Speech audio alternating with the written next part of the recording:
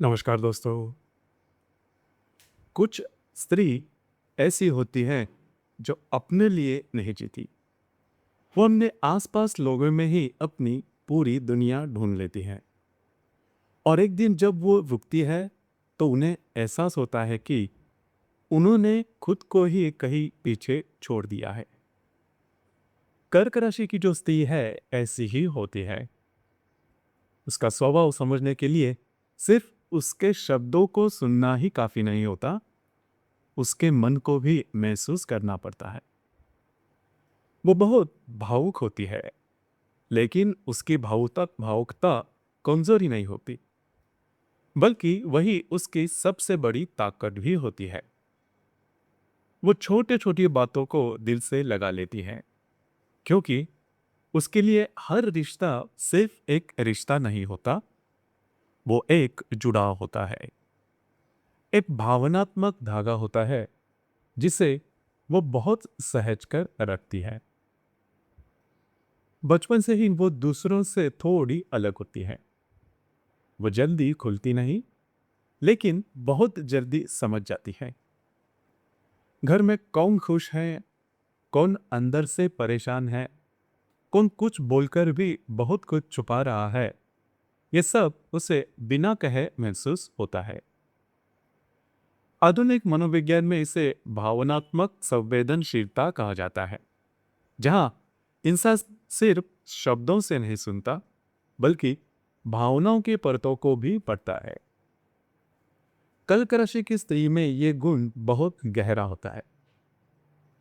उसके लिए घर सिर्फ रहने की जगह नहीं होती, वो उसका संसार होता है। वो घर के हर एक व्यक्ति से जुड़ी होती है, और उसकी सबसे बड़ी खुशी इसी में होती है कि उसके अपने लोग खुश रहे। वो अपने लिए खुशी ढूंढती ही नहीं, बल्कि दूसरों के चेहरे पर मुस्कान देखकर खुद संतुष्ट हो जाती है। यही उसकी खूबसूरती है, और यही उसकी सबसे बड़ी कमजोरी भी बन जाती है। जब वो विवाह करती है तो वो सिर्फ एक रिश्ता निभाने के लिए नहीं, वो उस रिश्ते को पूरी तरह से जीती है। वो अपने पति को सिर्फ साथी नहीं समझती, बल्कि उससे अपने जीवन का हिस्सा बना देती है। उसकी हर चिंता, हर खुशी, हर छोटी बड़ी बात उसके लिए महत्वपूर्ण हो जाती है। वो उसके लिए ही सोचती है, उसके लिए ही करती है, और धीरे धीरे खुद को उसी में समय समेट लेती है। लेकिन इस प्रक्रिया में वो खुद को पीछे छोड़ने लगती है, बिना इस बात को समझते कि वो धीरे धीरे अपनी पहचान खो रही है। मां बनने के बाद तो उसका पूरा जीवन ही बदल जाता है। उसके लिए उसके बच्चे ही उसकी दुनिया बन जाते हैं। वो उनके लिए जीती है, उनके लिए हर त्याग करती है, उनके लिए हर दर्द सहन करती है। वो उनके चेहरे पर मुस्कान लाने के लिए खुद का जो दर्द होता है वो छुपा लेती है। वो मजबूत तो दिखती है, लेकिन अंदर से बहुत ही नाजुक होती है।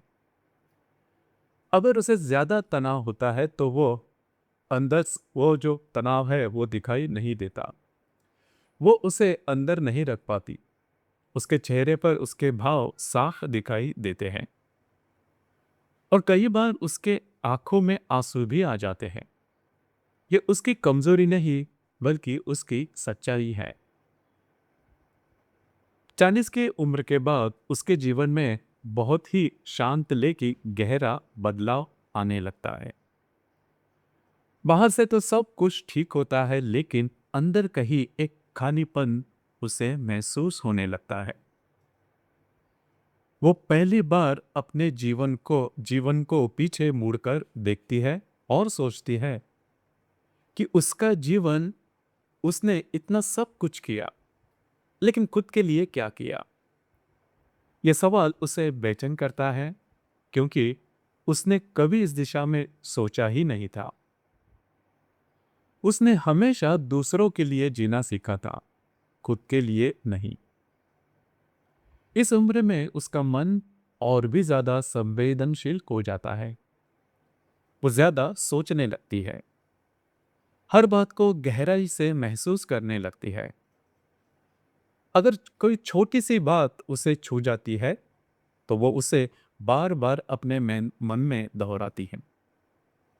उसे लगता है कि कहीं वो गलत गलत तो नहीं थी, कहीं उसने खुद को ज्यादा तो नहीं दे दिया। ये सोच उसे अंदर से थका देती है। उसके शरीर में भी बदलाव आते हैं। ऊर्जा पहली जैसी नहीं रहती, थकान जल्दी महसूस होती है और कई बार उसे लगता है कि उसका शरीर अब उसका साथ पहले जैसे नहीं दे रहा। लेकिन वो इस बारे में किसी को खुलकर नहीं बताती। वो इसे भी वैसे ही स्वीकार कर लेती है जैसे उसने अपने जीवन के बाकी बदलावों को स्वीकार किया है। वो खुद को संभालती है, लेकिन अंदर से उसे एक सहारे की जरूरत होती है जो उसे शायद नहीं मिल पाता। रिश्तों में भी उसे एक बदलाव महसूस होता है। वो आज भी सबकी चिंता करती है, लेकिन उसे ये महसूस होने लगता है कि उसकी चिंता करने वाला कोई भी नहीं है।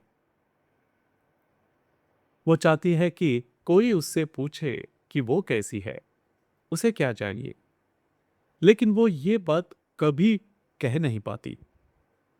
वो अपने आंसू भी छुपा देती है, अपने भावनाओं को दबा लेती है और बाहर से सब कुछ सामान्य दिखाने की कोशिश करती है। धीरे धीरे वो अपने अंदर सिमटने लगती है।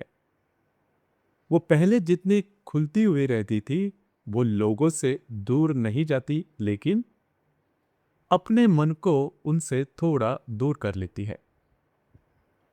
वो सबके साथ रहती है, लेकिन अपने दर्द को अकेले ही जीती है। ये उसका तरीका होता है खुद खुद को बचाने का। फिर एक ऐसा समय आता है जब वो खुद की तरफ लौटने लगती है। ये कोई बड़ा बदलाव तो नहीं होता, लेकिन खुद को स्वीकार करने करने वो लगती है। उसे एहसास होता है कि उसने जो किया वो गलत नहीं था, वो उसके स्वभाव का ही हिस्सा था।